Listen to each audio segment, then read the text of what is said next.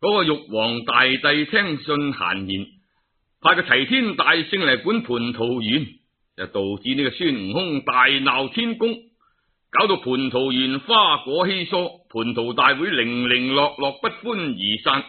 兜率宮中煉丹爐房死氣沉沉，玉皇大帝呢坐立不安，王母娘娘心神不定，太上老君長嗟短嘆。玉皇大帝就叫佢督察靈官去查訪阿孫悟空下落。靈官領旨到處去尋訪，翻嚟稟報齊天大聖現喺花果山水簾洞嗰度飲緊仙酒慶功。玉皇大帝就更加嬲啦，即刻派四大天王去協助托塔李天王同哪吒三太子，再點28宿、9曜金星、12元神、5方揭替、4席公曹、東西星斗、南北二神、5岳四族、普天星相，一共10萬天兵，布咗18層天羅地網下凡嚟，直奔花果山，務必要捉住嗰隻妖猴翻嚟問罪。一時間黃風滾滾，紫氣騰騰，天昏地暗，日月無光，10萬天兵天將排山倒海，氣勢洶洶，一直嚟到花果山上紮下營盤。李天王就調兵遣將，將嗰個花果山裏裏外外圍到水泄不通，上上下下仲布咗18層天羅地網。咦？呢次齊天大聖都幾難走得甩㗎噃。上一次呢，嗰個李天王就領教過孫悟空嘅厲害㗎啦嘛，所以呢次就派9個最惡嘅凶神殺星，又叫做9曜星嚟打先鋒啦嘛。嗰陣水簾洞嘅洞口，大大細細嗰班馬騮呢，仲喺洞口嗰處跳嚟跳去，你追我趕，玩得好開心，都仲未知道大禍臨頭咯。玩玩下，突然間睇見天上嚟咗9個凶神，個個燈眉突眼，生得十分凶惡，攞住刀槍嚟到洞口噃，嚇到班馬騮問都唔敢問啊，即刻閂埋洞門入去稟報：大聖啊，大聖，弊啦弊啦！天上跳落嚟9個凶神，個個揸住兵器，目露凶光，好似想食人咁，個樣好得人怕，就嚟要打入嚟噶。說話未講完啫，洞外邊9曜星有一隻大嗌：齊天大聖，即刻出嚟受降！嗰個齊天大聖正喺度同72洞洞主同埋4件將喺度分飲緊啲仙酒。佢真係自由淡定啊！佢吩咐班馬騮，咪理佢哋。哎呀，今朝有酒今朝醉，莫管門前是與非。又喺度繼續飲酒咯。一陣間，外邊又嚟報：大聖啊，大聖，嗰9個凶神好厲害啊！喺門口大聲辱罵大聖。佢話：如果你怕死唔敢出去，佢哋就打入嚟。佢鬧有佢鬧到夠嘅咧，我走嚟，支酒且逃，今日落，功名休問幾時成？係呀，嗰個齊天大聖上天幾個月啫，成個唔同晒喎，出口成章咁啊！點知佢哋仲未講完啫，外邊成班馬騮就隻入嚟，救命啊！救命啊！不得了不得了！9個凶神連大門都打爛，衝殺入嚟啦！我呸！你幾隻死神啊，居然咁放肆！老孫本嚟都唔同你計較咁多，你居然打到上門！孫悟空就即刻叫獨角鬼王統出72種洞主出陣，佢自己呢就帶埋4件將跟住出嚟。嗰個獨角鬼王就即刻帶隊飛奔出嚟迎敵咯。至9曜星已經殺到入嚟啦，喺正鐵板橋頭嗰度截住獨角鬼王嚟打，成班都唔衝得出去。正喺呢個時候，齊天大聖到啦，佢攞起佢嗰支寶貝，發發兩聲，2丈長碗口咁粗一條如意金箍棒，前前後後左左右右橫掃一通。嗰9曜星見佢咁厲害，就唔敢衝入嚟噃，俾孫悟空一輪亂棍就趕出水簾洞。雙方喺水簾洞口前邊就擺下陣勢。嗰九曜星呢，亦都知道孫悟空厲害噶啦，但係恃住人多，夠一齊嚟圍住孫悟空。哼！你個不知死活嘅弼馬溫，你犯咗十惡不赦之罪，偷仙桃，飲仙酒，搗亂蟠桃大會，偷晒太上老君啲仙丹，仲斗膽將御酒偷埋呢度嚟享樂，罪上加罪。係啊，你講得啱啊！件件都係我老孫做嘅，知咁你又想點啊？我哋奉玉帝之命都嚟收降你，你將呢個盡早投降，面前呢啲生靈遭受殺戮，你再有遲疑，我哋鏟平花果山，踏碎水簾洞。哇！咁大胃口，你呢幾隻無神有乜法力啊？口出大言，唔係走嘢，等我老孫每人上一棍俾你食啊！九曜星平日就得個惡字，功夫就麻麻地啫，邊度係孫悟空對手噶？打得幾下啫，筋疲力倦，腰酸背痛，手都麻晒，腳都軟埋，狼狽不堪，連爬帶滾啊，走翻入中軍帳下。個托塔李天王見九曜星都打佢唔贏，於是就把心一橫，親自出馬，同四大天王帶領28宿10萬神兵鋪天蓋地咁殺過嚟噃。唉，齊天大聖啊，真係英雄蓋世，膽略過人，佢一啲都唔驚，叫出獨角鬼王72種洞主同4件將喺洞門外邊擺成陣勢嚟鬥個你死我活。呢一場仗啊，大家都出齊兵馬。嗰邊李天王係奉玉帝之命，見夾佢個仔哪吒挨咗孫悟空一棍啊嘛，要報仇解恨。嗰班天兵天將要爭功領賞，又恃住兵多將廣，所以氣勢凌人，來勢洶洶，務必踩平花果山，活捉馬騮王。孫悟空呢邊呢，已經逼到上碗上天無路，入地無門，生死關頭，所以不論老老嫩嫩，個個挺身而起，捨命相鬥。哇！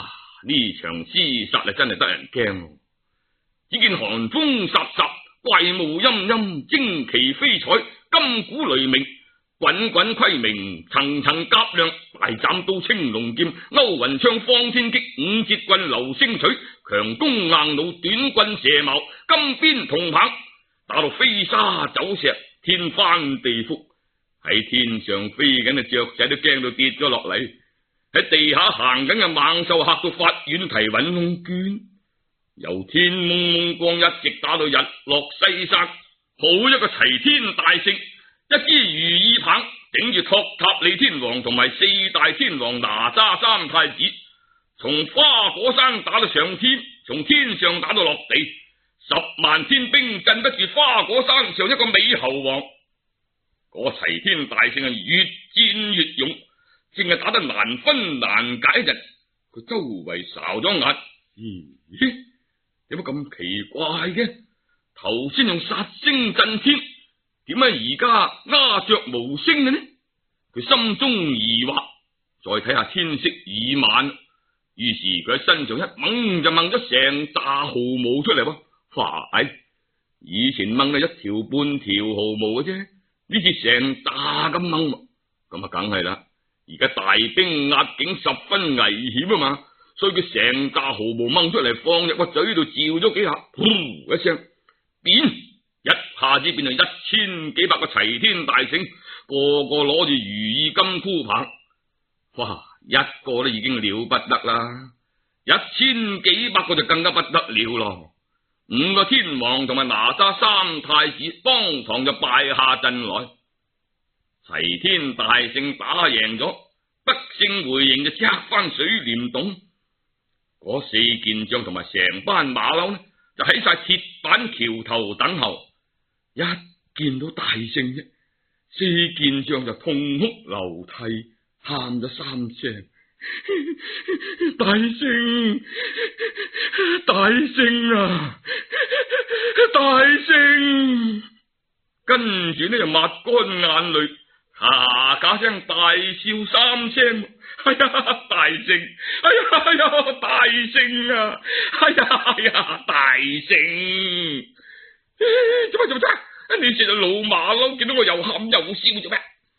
大聖，我哋同天兵交戰，點知寡不敵眾，所以獨角鬼王同埋72種洞主、滿山走獸妖怪，統統被班惡神捉晒去啦。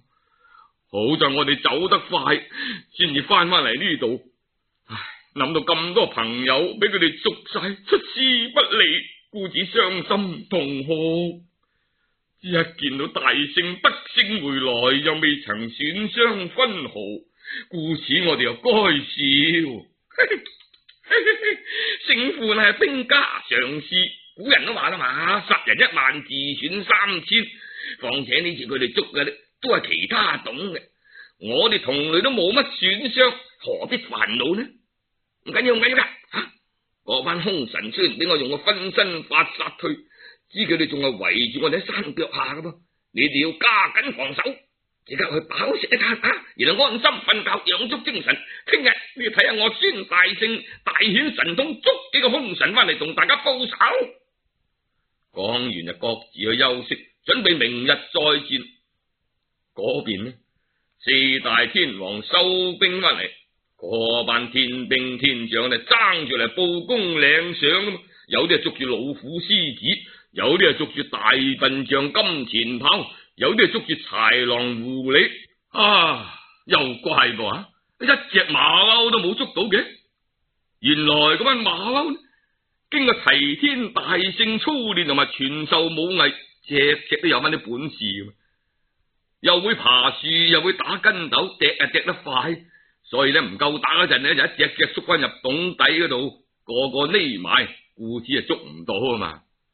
李天王就吩咐嚴加防守，將天羅地網層層罩住，不准走漏一個出去，專等明日大戰。花果山上打到難分難解，9重天上瑤池宮殿裏面呢，亦搞到亂紛紛。嗰個南海觀世音菩薩就接到王母娘娘之請，帶埋個徒弟慧岸行者一齊嚟到瑤池赴會噃。講到呢度呢，我哋要插上幾句啦。觀世音菩薩呢個神話人物喺民間就傳說紛紛，議論不一噃。有啲話係男嘅，有啲又話係女嘅。咁到底係男定係女呢？我未見過。即係講就講，觀世音菩薩係神仙嚟噶嘛，佢千變萬化，佢變男又得，變女又得。咁我哋就唔理佢咁多住啦。佢變男我就當佢男，變女就當佢係女嘅係啦。閒話休提，言歸正傳，又講乜觀世音菩薩嚟到瑤池咯，見到冷冷清清、荒荒涼涼，直面殘亂，客人稀疏。雖然有幾個天仙喺度，只冇一個入席，都喺處交頭接耳，議論紛紛，靜靜浸浸啲講乜。觀音菩薩同眾仙相見，先知道緣由。菩薩就講啦：既然蟠桃盛會開唔成，又唔飲酒，不如你哋就跟貧僧一起去拜見玉帝啦。於是一齊就去到通明殿。凌霄殿上嘅玉皇大帝知道菩薩嚟咗，就即刻請入宮中相見啦嘛。菩薩又問起蟠桃大會嘅事，玉皇大帝就搖頭嘆息：唉，年年請會都歡歡喜喜，今年俾個妖猴作亂，實在掃興。菩薩又問起孫悟空嘅出身，玉皇大帝就將呢隻石猴從天地生成一直講到最近嘅大鬧天宮，又講及而家已經派咗10萬天兵下凡去收復，點知成日都未有消息，不知勝負如何。菩薩聽完之後呢，就叫個徒弟慧岸行者去花果山上去打探軍情，順便助李天王一臂之力。惠岸行者攞支鐵棍，就即刻騰雲駕霧去到花果山前。只見一層層天羅地網，罩到蚊子都飛唔入啊！佢就喺門外大嗌一聲：守營門嘅天兵，多煩你哋全部我李天王二太子目差係南海觀音大徒弟惠岸，而家嚟打探軍情。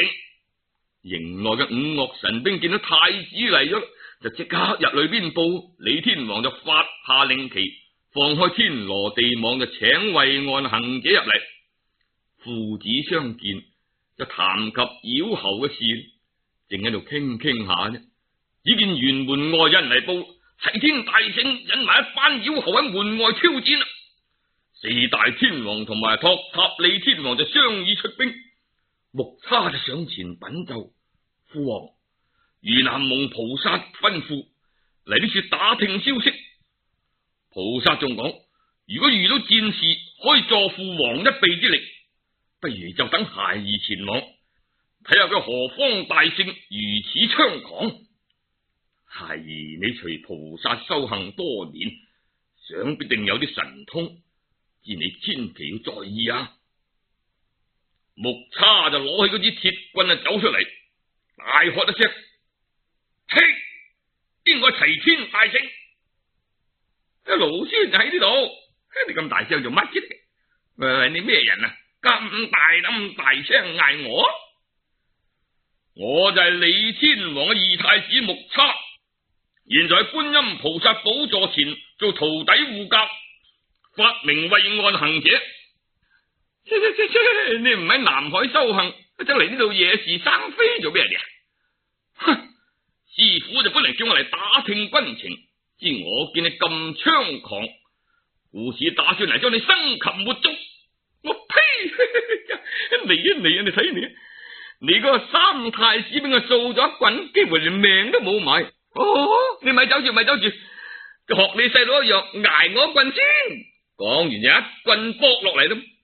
目差舉起鐵棍相迎，嗰個目差呢，雖則係天王嘅太子，菩薩嘅高足，武藝高強，知佢係點比得上孫悟空神通廣大，所以打咗60個回合就支撐不住，敗下陣來。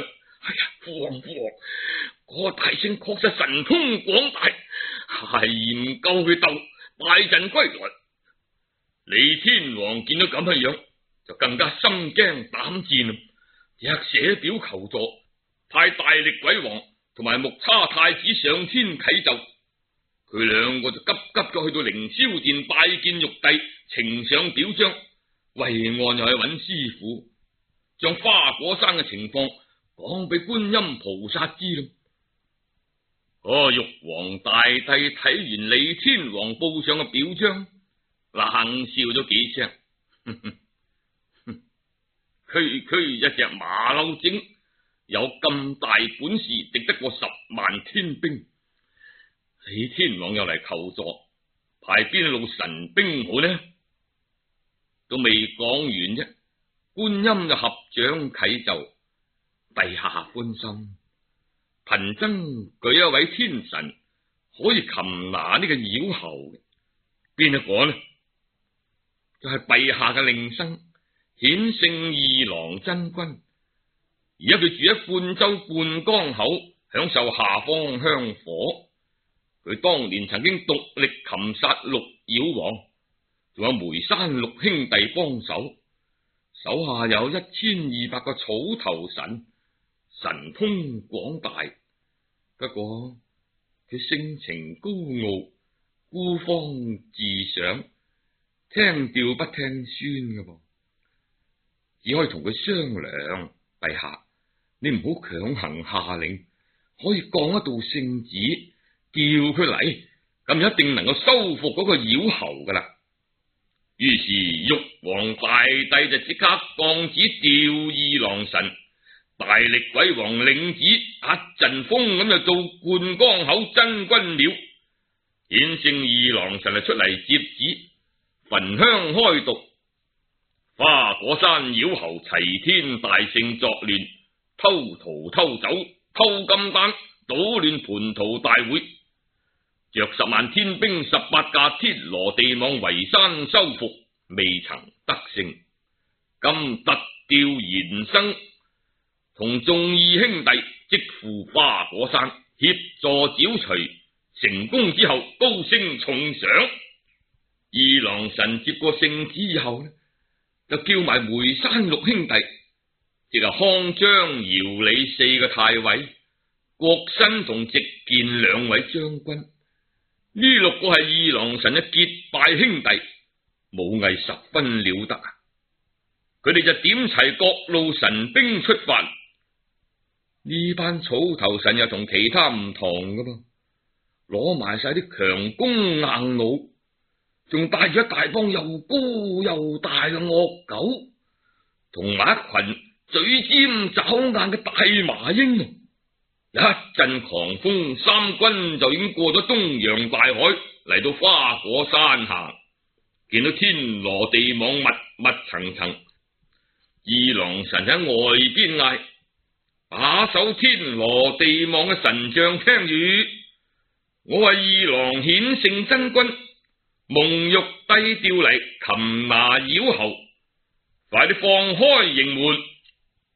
托塔李天王知道二郎神嚟咗，即刻同4大天王一齊出嚟門外，恭恭敬敬嚟迎接咯。原來呢個二郎神又確係同其他天王天將唔同噶噃。你睇佢個樣，一貌堂堂，斯文淡定，儀容清秀，雙目有光，打扮得十分秀氣。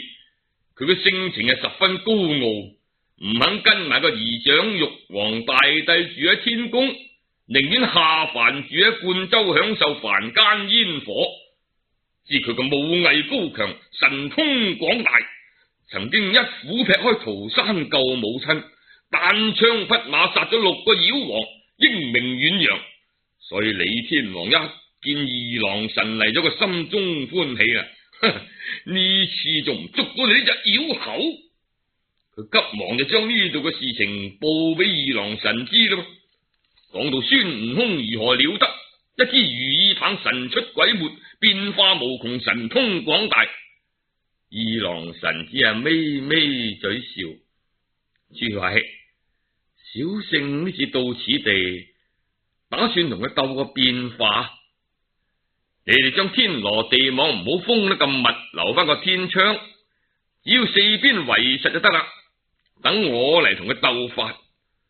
如果我輸咗，不必諸位幫忙，我自有兄弟扶持。如果我贏咗呢，亦唔使列位動手去捆綁，我自有手下處置。只係多煩托塔李天王，你喺空中幫我使個照妖鏡望住下，免至俾個妖猴打敗嗰陣逃竄他方。你千祈要幫我照清楚，咪俾佢走咗去啊！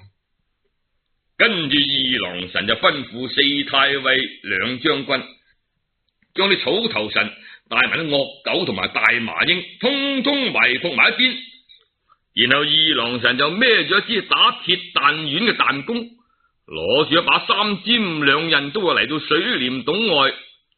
只見一班馬騮齊齊整整排咗個盤龍陣勢，中間呢仲豎一面大旗，上面寫住齊天大聖。